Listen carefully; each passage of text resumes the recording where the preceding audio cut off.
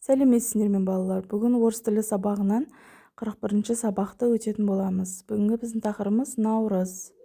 Келесі шығатын сабақтардан қалмас үшін мен арнама тіркеліп лайк басып кетуді ұмытпаңдар. Упражнение первое. Прочитай.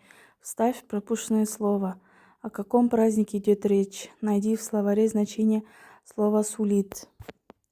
Настал прекрасный праздник Наурыз. Все будут пить полезнейший кумус.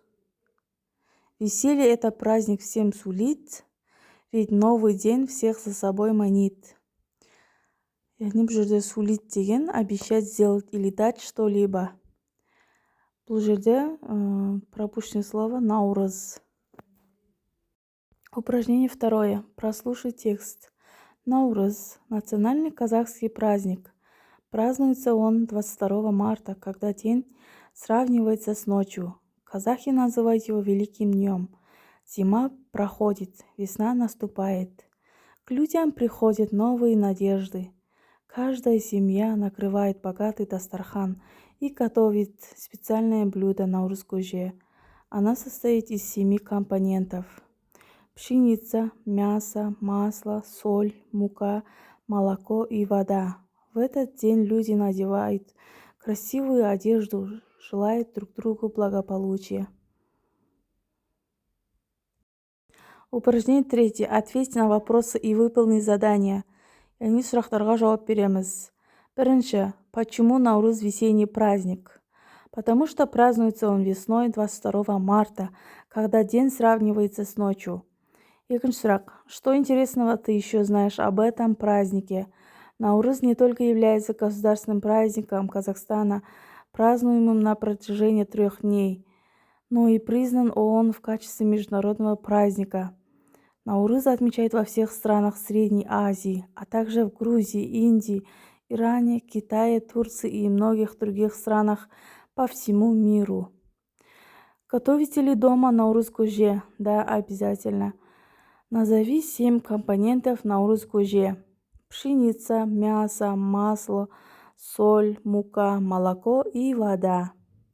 Деп осылай жауап береміз. Упражнение четвертое. Опираясь на картину, подбери к данным словам слова, признаки из текста и запиши в тетрадь.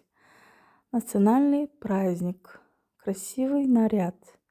Специальное блюдо. Богатый дастархан. Деп осылай сөз тіркесімен қосып жазамыз. Упражнение пятое. Придумай по одной из картинок небольшой рассказ о национальной игре. Бұл жерде яғни ұлттық ойындар берілген. Асық ату, арқан тартысу, қазақша күрес. Мен соның ішіндегі қазақша күрес туралы жаздым. Казахша күрес. Казахша күрес. Казахская национальная борьба. Она является одним из самых древних и известных видов спорта у казаков. Как один из видов единоборств. Казахша күрес разрешены верхняя часть тела.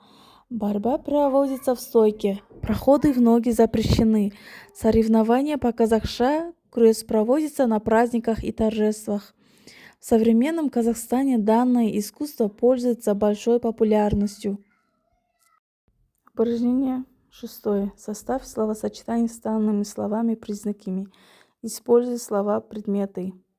Теплая весна. Национальные игры. Вкусный кумус. Чистый дом. Сонымен бүгінгі сабағымыз бітті. Сау болыңдар.